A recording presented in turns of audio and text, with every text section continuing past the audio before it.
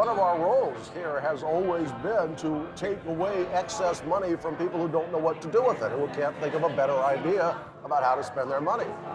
In the old days, the mechanism for doing that was you throw it on a table. Put that into the context of throwing away a bottle of 7-Up at a club, that's only just slightly more honest about it. If you're talking crass commercialism, in the very best sense of the word, this is it. Is it the cultural center of the country? We may not want to think it is, but is it? What is the rest of the country? I don't know, but it's that place where they all leave and come here. I took a walk through this beautiful world. Felt the cool rain on my shoulder. Found something good in this beautiful world.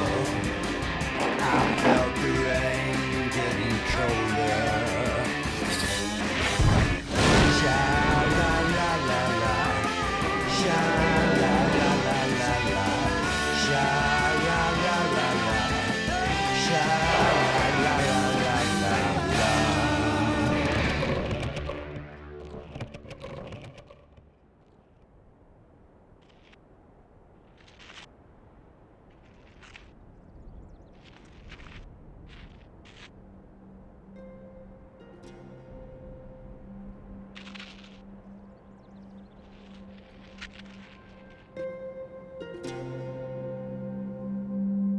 I can go to the desert, but I am not going to get there by accident. But that's part of the whole experience of the desert is that, you know, it ain't friendly, it ain't nice, it ain't good, you know? You're out here, you know, a half a mile. It doesn't matter if you're a half a mile out or you're 20 miles out. There's no reason to walk a mile further. You're already in infinite desolation. Sin City was true, it was real.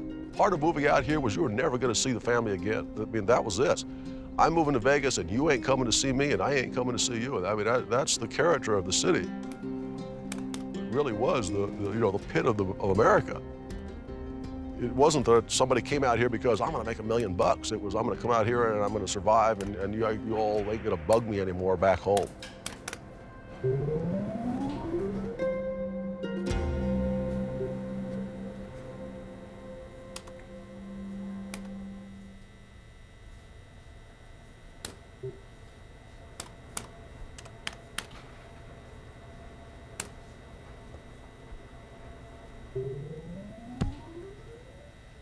In Vegas, there's winners and losers.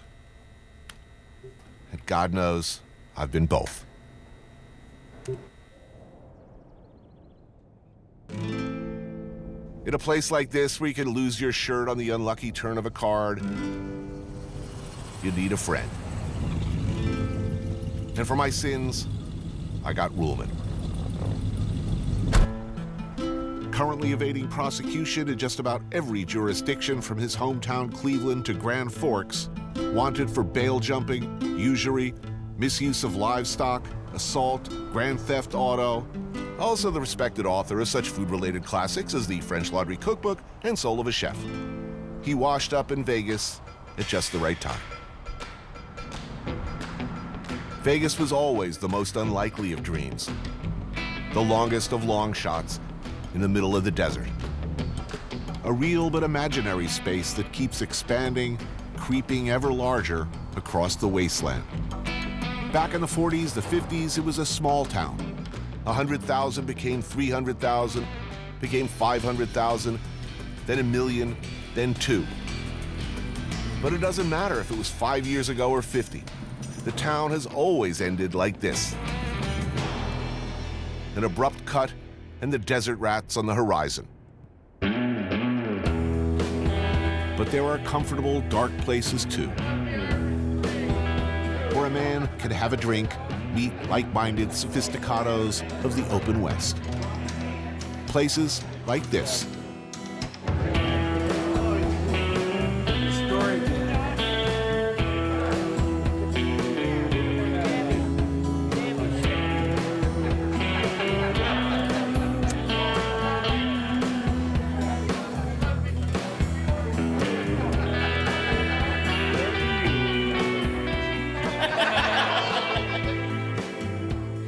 It's the good stuff. It's Jameson Black. Yeah, that's yum. Well, you can do 30 of those. Huntridge Tavern, where those who have to live it, see it, the things that men do day after day, night after night, in a town where people are encouraged to do their worst, where they can drink the stain away. This is the side of Vegas I like. This side. Yeah, because people here are like really cynical. Really? They have a dim worldview, even more dim than me. That's hard. Do you know what this whole show's about? Do you know there's a theme? No. This is about people who live here. You know, when all the meatheads come and go, they're still here. These people have seen every variety of horrifying human behavior. So, I mean, the whole business model is come to Vegas and behave really, really badly. I think it's encouraged people to be even worse. But they're expected to do that. Kind of makes my skin crawl. Really? Not here. Here, I like it. I'm comfortable here, even in my blazer. Right. Is this an easy town to make a living or a hard town to make a living? Depends on what you do. 25 years behind the bar, you see some shit. If you were born and bred here, I Yeah, am. she's third generation. third generation, are you an optimist or a pessimist? Do you think that basically the human race are good people? I'd say roughly half of them. Half are going. Half are going. There are probably more knuckleheads per square foot in the Vegas Strip than anywhere in America. Yeah, but I'm Anywhere in America. not hanging with those people, man. There will be a few high-end meals during our adventure here. We will be sampling the other side, but there's a price. There's always a price with you.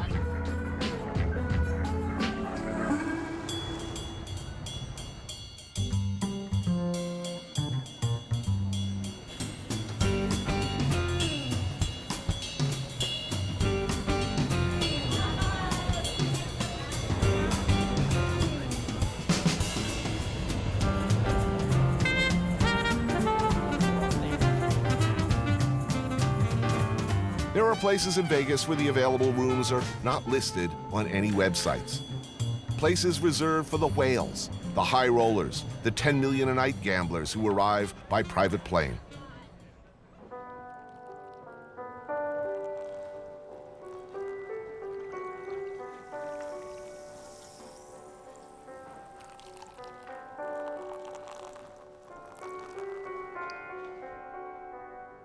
Bobby Flay probably lives like this all the time. Yeah, it could go dark, couldn't it? Could get very dark here. I honestly never thought it would have come to this. Well, it was dunking fries 14 years ago, so You've made some steps up. you're making me feel better about all of this luxury. Looking back at that, Yeah, you deserve this. you're right. You're You right. deserve this. Entering my golden years era. They don't show this in the Viagra commercials. You know, they're always running down a beach with a tennis racket. They're never sitting here. You know, go in and kill some young people. You'd be like, throw another poor person in there. It's getting cold. To victory, Roman. Victory in our time. You always try to comfort yourself in situations like this, thinking, oh, I'm sure they're, people who are really, really wealthy, they're probably really miserable. They don't know the sort of ups and downs, the happiness, the contrast, the passion that I have. But we don't know, do we? Right? Like maybe every day is like wonderful. Gentlemen, just to welcome you, little toast foie gras, black truffle vinaigrette. Lovely. Yes, sir. Toast foie gras, black truffle vinaigrette. Perfect, thank you.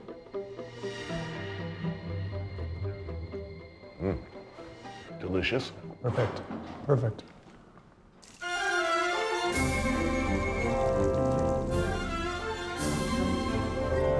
The Hadrian Villa at Caesar's Palace. A little pad they give you if your credit line runs into the 8 figures. How did I get it? I told the casino that Wolf Blitzer was coming, that he was expected any minute. I suggested that Wolf might be hungry, and they sent up Guy Savoy. Fortunately, he doesn't watch a lot of television. And I plan to live large till they figure out that Wolf ain't coming. I'll deal with the fallout later. But for now, we live. So, gentlemen, this dish is called the colors of caviar. Everything is in layers. On the bottom of the glass, you're going to find a caviar vinaigrette, topped with a cream of caviar, then topped with a puree of French green beans with caviar, then a quenelle of golden Ossetra caviar, and with you're finishing the dish with a caviar sabayon. Ah, beautiful. Look at that. It's rare that I say it's too beautiful to eat. I was just thinking now. Oh, speaking of fantastically luxurious. So, messieurs, this is a specialty of Mr. Savoy, the artichoke soup, with fresh black truffle and shavings of aged Parmesan cheese. Oh, man. That's truffle. So, messieurs, this is the marmite. It's a combination of pheasant, wild crab, and duck, seared foie gras, cabbage, and wild mushrooms. Please enjoy. Wow, look at this. Oh, that is beautiful. You feel guilty eating this well? I do. You do? I do. I'm feeling guilty now, but it will pass. I'll follow you then.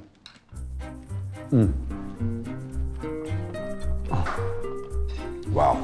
You ever even seen anything like this?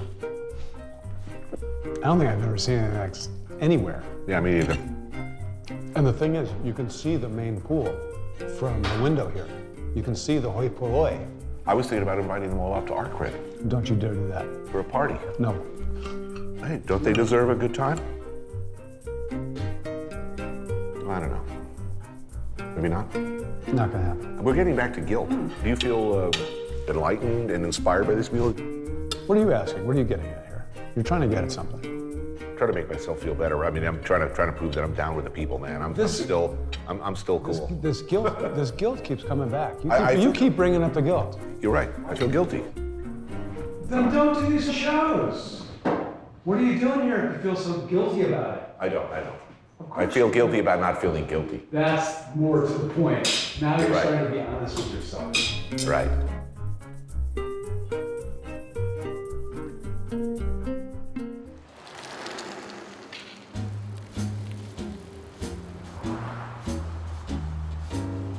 It's so easy to say I came out here because it's a land of opportunity. Well, that's really great, you know. But if you're not here, why else are you here? There's the good old wreck your life, you know, scenario. That's always pretty popular. But if you change your mind about wrecking your life, now what do I do? There's a lot less self-reflection about why people are here than there is about most other places. What a lost opportunity that is.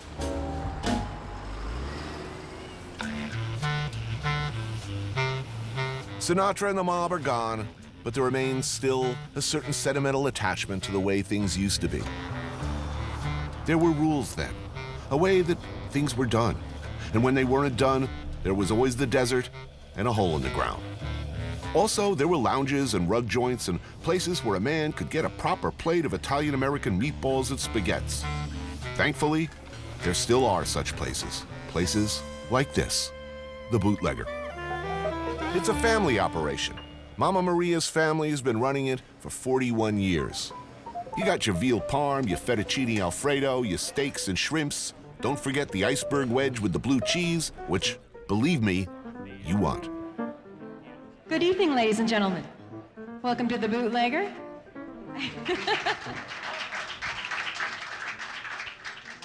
Thank you very much. This is Charlie Schaefer, my esteemed father. My name is Laura Schaefer, and we're your entertainment for the evening. I've got the blues, I feel so lonely. I'd give the world if I could only make him understand. Oh, it surely would be grand. The Bootlegger has a reputation for being a locals joint, and it is. But there's a lot of out-of-towners, too, sentimental fools like me, who, if they don't exactly miss Frank Sinatra, definitely miss Dino and Louis Prima and Keely Smith. Come home. When I was 19, I got my first show on the Strip, and it was a small casino, which is not there anymore now. It's been imploded for something newer, bigger, and better. Baby, won't you please come home? And what I do anyway, it's part jazz, part nostalgia. But I mean, obviously I do it with a heavy dose of nostalgia because I'm recreating the whole look, not just singing the old songs. Which is what makes it fun for me. To call your name. When you left, you broke my heart. Pick one, Dean Martin or Frank Sinatra. You get to see one of them live in a small room like this. Frank Sinatra. Going with Dino. I like Dino as a person better because I've never heard anybody say anything bad about him. Whereas Sinatra, you'd have a hard time hearing something good. There does seem to be a soundtrack to Old Vegas. A soundtrack upon check-in? Right, yeah. Does that help? Who, me, or Yeah, does it help other you? entertainer? Well, an affection for the classics, an expectation that while I'm here, I should hear some standards. I don't know if there's a certain place that people stay who are sentimental about Las Vegas, because there are very few hotels left that were there in the old days. They've all been imploded. They've recreated ancient Rome, sort of, on the Amalfi Coast in Paris. You would think somebody would want to recreate Vegas. I'd go there. I'd work there. Yeah. Every hour, every day, you won't hear me say, oh, baby, won't you please come on home? Baby, won't you please come home?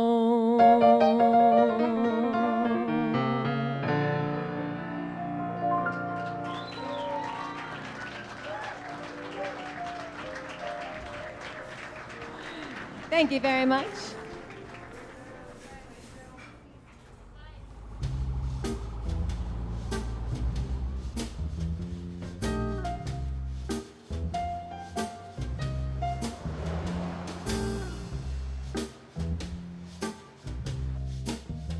You know, you used to be able to go see Louis Prima 3 a.m., have breakfast, and then go out and watch an atomic bomb explode in the distance.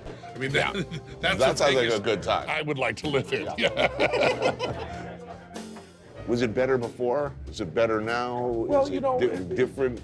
It's better to talk about before. People loved having their mob stories, and there's that weird romance of bad people. Yeah. I don't think it actually was better. I think it was really good if you were Sinatra. Penn Jillette, another cog in the entertainment machine, though at a somewhat more elevated level. Of the live acts left in Vegas, his might be the biggest draw. I suggested this place because Raku off the Strip is where every chef I know who knows this town said I should go. The Japanese modern izakaya known as one of the best places to eat in Vegas. Casual, but pricey. Pricey because the ingredients, many from around the world. There's sea urchin from Santa Barbara. Okay, that's not too far, but good. The tuna is from Spain, where it's best. The fresh river crab from Japan. That was good, right? Yeah, delicious. I didn't even know oysters came that big. Oh, yeah. Isaki sashimi, isaki belly, juicy deep-fried chicken, hamachi belly, and one of my favorites, fish collar, where all the best, tastiest, moistest, meatiest bits hide their favors. Penn has been living here and performing here for over 20 years. He knows. The thing about magic is you cannot see it electronically. Many people who come to Vegas are people that see 1 or 2 live shows a year. And if you see 1 or 2 live shows, you might as well see something that you can only see live. Right. But you can never, ever see a magician anyway but live. These days, for better or worse, live acts, live performers, are being squeezed out in favor of EDM, electronic dance music. It's a DJ's world, and where once they used to say cocaine was God's way of telling you had too much money, now maybe EDM is. We get invited to all the openings of the new clubs, but I simply don't understand it. And I'm embarrassed I don't understand it. Are we just old? I think that might be it. Or are we non-douchey? I don't know. You want to spin at the latter, I'm afraid it might be the former. Used to be a whole spectrum of entertainers who existed almost entirely in Vegas. Danny Gans was huge here. Wayne Newton. They were gods. But what's the big money draw now? This. Come, ye lords and princelings of douchedom, hear my clarion call. Anointeth thyself with gel and heavenly body spray. Maketh the sign of the devil horns with thine hands. Let there be high-fiving and the hugging of many bros. For this is the kingdom and the power. Now frolic and maketh it to reign. The cockpit. Power. It is, man. It's crazy. Just press a button and people respond. They do, man. Wednesday night at the Marquee. DJ Jason Lima works for the house. Tonight at Marquee and at other clubs like it around Vegas, somewhere between 8,000 and 10,000 people are going to stop by and drop a whole load of cash. I mean, it's not just coming in here and ordering a bottle and sitting there and drinking it. Right. You're getting a full-on group experience.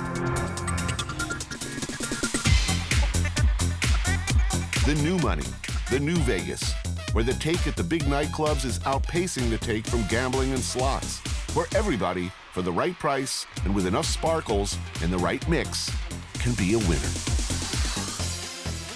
After you finish work, how long does it take for your adrenaline to level up? At least an hour. What are your dreams like, man? I'm not gonna lie, sometimes I close my eyes and I still see the strobes. Ears are ringing. I still got like flashes of strobe lights in the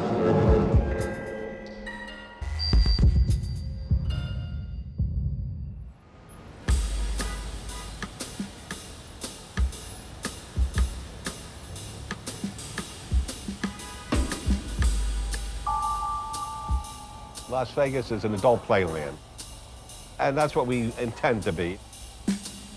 If people want to see Mickey Mouse, they can go 175 miles down the road.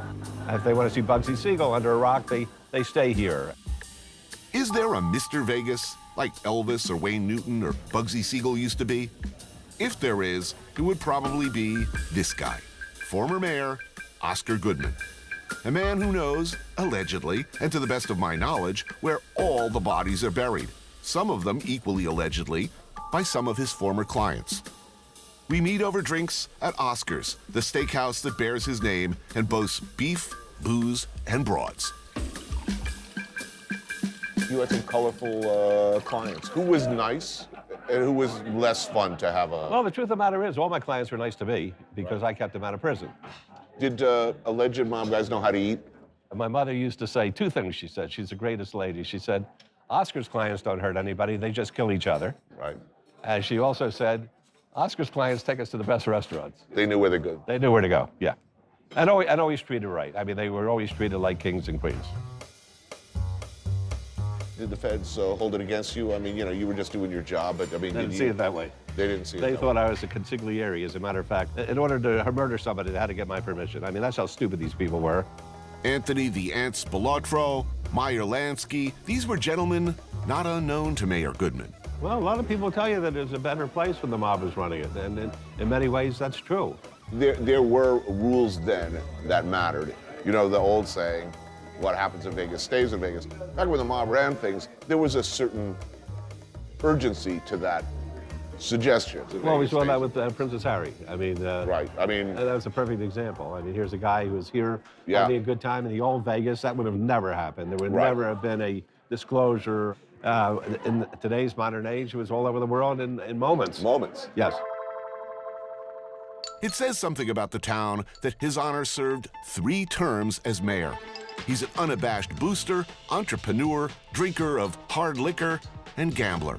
And he was never shy about admitting it. I mean, it's unique. It's its own sort of But that's what hothouse Vegas, environment. but that's what Vegas is. Vegas is unique. But I'll tell you one thing. You go to the airport here, everybody's smiling. When they come in, they're smiling. They can't wait to lose their money. Then when they leave, they're smiling after they lost their money. So I think it's very, very special. It's a special kind of place that people can take their basest instincts and just let it fly. I think that's good. I have no problem with that at all.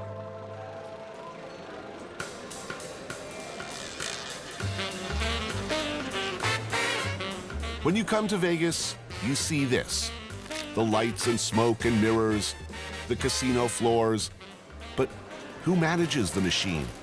Where do they come from?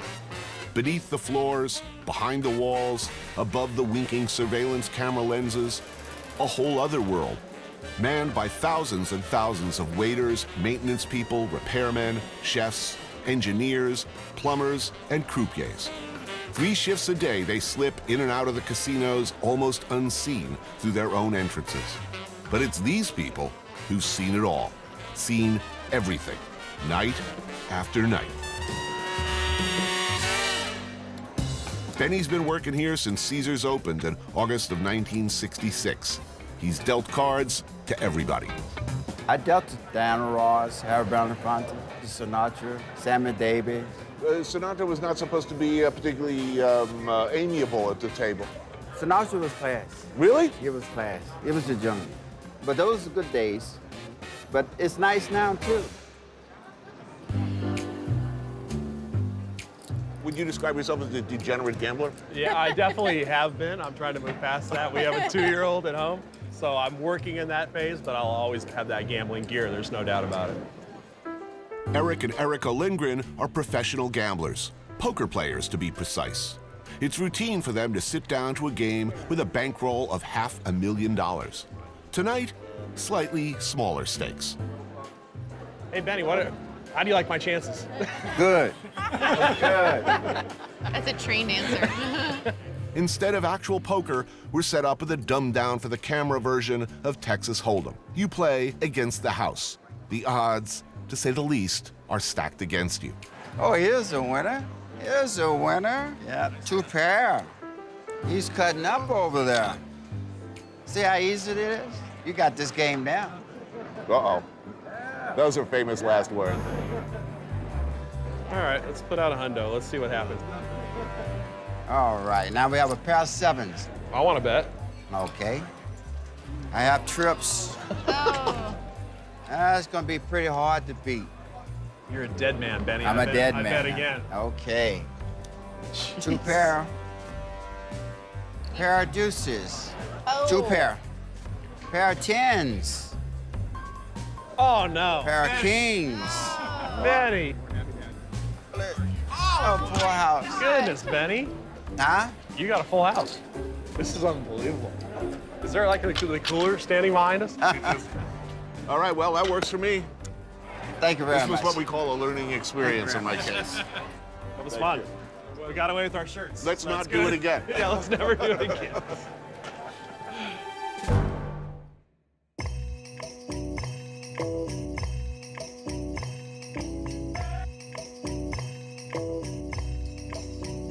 It's easy to find people that'll help you untangle a mess, but somebody's got to be the one to create the mess in the first place that calls for untangling.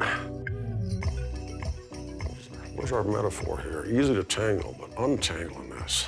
This is going to be so much fun.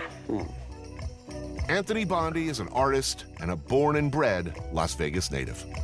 After many adventures, and I'm guessing some misadventures as well, he chose to live here. To what degree am I complicit in the worst of our city by making art that glorifies the city? I don't profit directly from what those people do, but of course I do because I live in the city and that money rolls all around us. But how do we live with it? It's not why and where other people come from who do the grotesque things people do here. It's how do we live here, complicit in it. And that's the big issue, is to be able to be self-reflective about the place, or you got to just go and stay high all the time because of the shame. I mean, you know, which is another popular way to deal with living here. Is Vegas a friendly town? Yeah, always friendly, because that's our job. But I mean, to itself, you know, well, that's a great you're a question. local. No. I mean, No. Not a bit. This town's never had any respect whatsoever for the people who just happen to live here. In the old days, we were co-conspirators in those days. We weren't citizens. The new authorities, the new power, is exactly as anonymous as the old power. No phone number, no access, not a chance. There has been for some years an art community in Vegas. You know, like art, that makes your life, all our lives, better and makes us think. Granted, Vegas is a town designed to make you not think, to separate you from your money in as pleasurable a way as possible. So pleasurable that even after you limp out of town, leaking from your ass with nothing in your pockets, you want to come back and do it again. Reflection, not so good.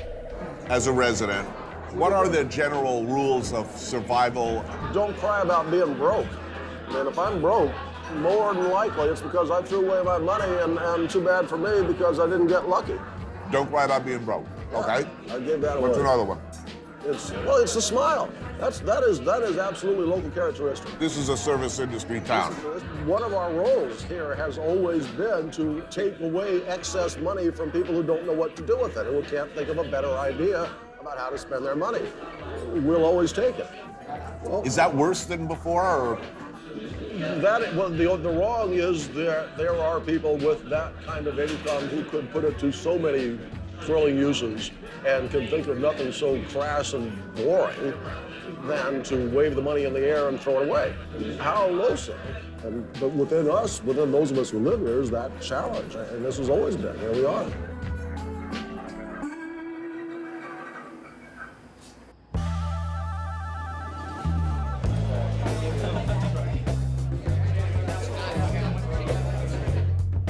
You are sitting at Lotus Siam, best Thai restaurant in Vegas by far, one of the best Thai restaurants in America.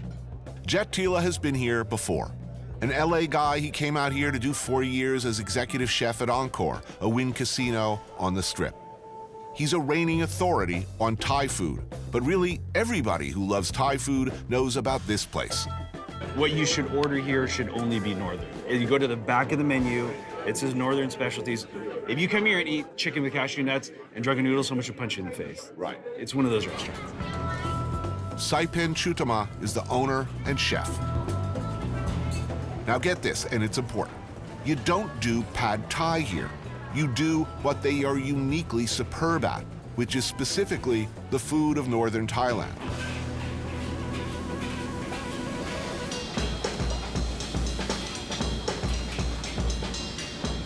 Num prick.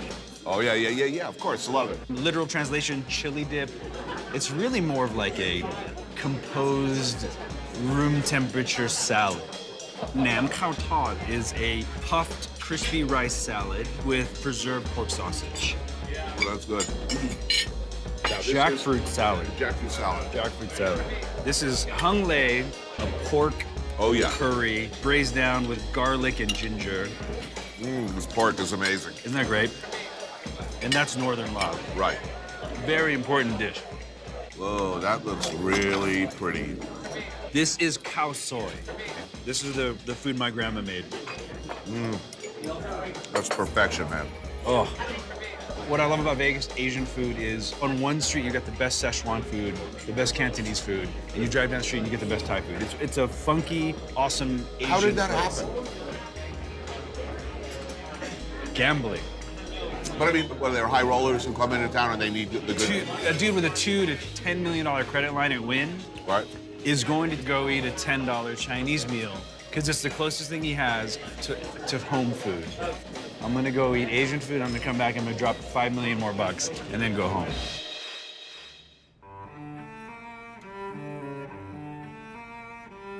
And this is what avant-garde cooking is. People think that we want to do things in a way because we want to be cool. No, we do it because really we believe we are increasing the value of the product we're working with. We are giving you the essence. E by Jose Andres. Tonight, 3 seats. Tucked away in the back of another of Jose's restaurants, Jaleo. Behind the guys making paella over open flame in the center of a crowded dining room. Quiet, serene, a kind of magic. This is granted a far cry from the $1 shrimp cocktail and the all-you-can-eat buffets groaning under the weight of 1,000 carbs. Iberico ham and bean soup with black and roasted garlic. Jamon, baby, the world's best, like from Spain. Nitro almond cup, a frozen shell made from a puree of Marcona almonds, filled with almond milk espuma and finished with Andalusian caviar. You know, Chef, this meal is working very well. My palate is open. I'm intrigued. I'm only growing more hungry and excited. The desired effect is taking hold. If you are a famous chef and you're lured, as so many are, to the rivers of green promised by Vegas, it's nice if you can get yourself a playroom. So, gentlemen, this is El Vermouth. So it's mussels, olives with an escabeche foam. He doesn't use the word foam. I will say air. Air. Water. It goes all over the place. It's a mess.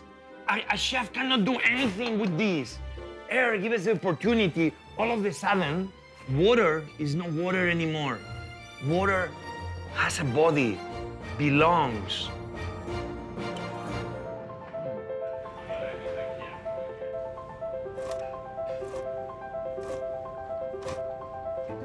The truffle egg, a gelée of truffles formed into an egg shape with an actual yolk suspended in the center. And this is the idea of what if we will be feeding our chickens truffles? Will their eggs become like this? Served with onion puree, a jazabal cream, and finished with more, lots more, shaved white truffle. This is crispy chicken skin and escabeche. I'm sliding this off right into my face. Incredible.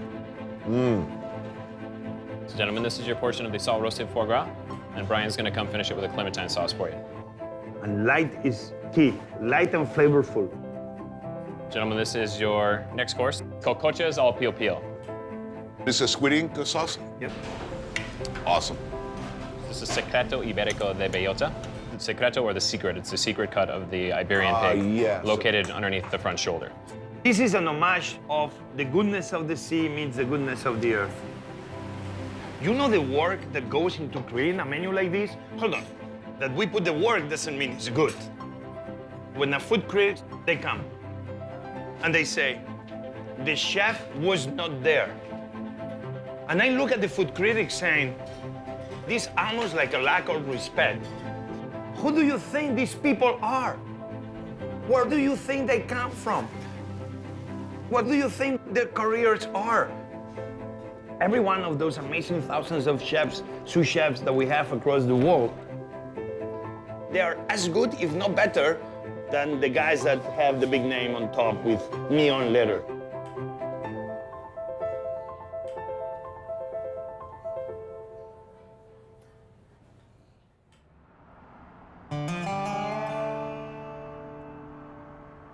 There is not 1 acre of preserved Mojave Desert in the city limits of Las Vegas. Why would you preserve this? This desolation is not nurturing. We can't be here unless there's a lot of technology supporting our present. And so, there's a sense of the city versus nature. This is not our friend. You'd think, looking at the vast lakes, the canals, the fountains of Vegas in the middle of a desert, the flush of 100,000 toilets, that the casinos and what they bring would constitute an obscene waste of water. And indeed, water is at an ever more desperate premium as the water levels in the Colorado River Reservoir at Lake Mead decrease at an alarming rate. But it ain't the casinos that are the culprits. In fact, Vegas casinos are a model of water efficiency and conservation. Main culprit?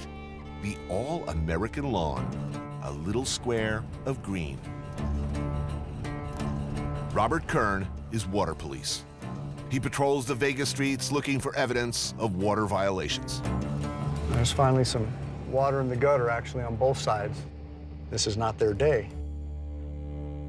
We're in an area where there shouldn't be any watering, yet there's water here. So that's what we do. We drive around looking for something like that to give them a little educational visit. Hey, you're not supposed to water today. So you don't wrestle them to the ground, cuff them, and drag them in? No, we do not. Although we can go to a fee. Around how much? $80. $80. What about the... Then it doubles. Then it 160, doubles. 320. And it just keeps going. Yeah. It seems to me a losing battle to try to keep your grass green. Do you Right. really need a lawn in the first place? Well, most everyone that lives here came from the Midwest or the East Coast, and it was all lush and green, and that's what Vegas was 20 years ago. It was lush and green. Sure, sure. The city assigns watering days to control usage and also encourages xeriscaping, a landscaping style focused on drought-resistant plants and efficient irrigation. And if you don't get with the program, there's a hole out there in the desert for you, Dad. Okay, not really. You get like a notice pinned to your door or something. But some people, they want the lawn. Yep. Gotta have it. And they can have it, just don't water on the wrong days. How critical is it? Very. I mean, there's no snow on the Western Sierra, so we don't get any continued flow into Colorado dumping into Lake Mead. Right. So unless something drastically changes, which there is no foreseeable relief in the near future, but gotta stay positive.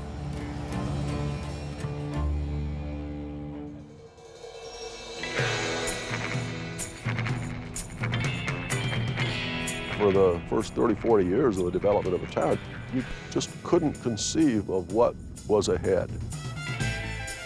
What we had, whatever was the newest thing that was happening, was so spectacular and wonderful, and oh my gosh, we've reached a new eastern edge or western, northern edge.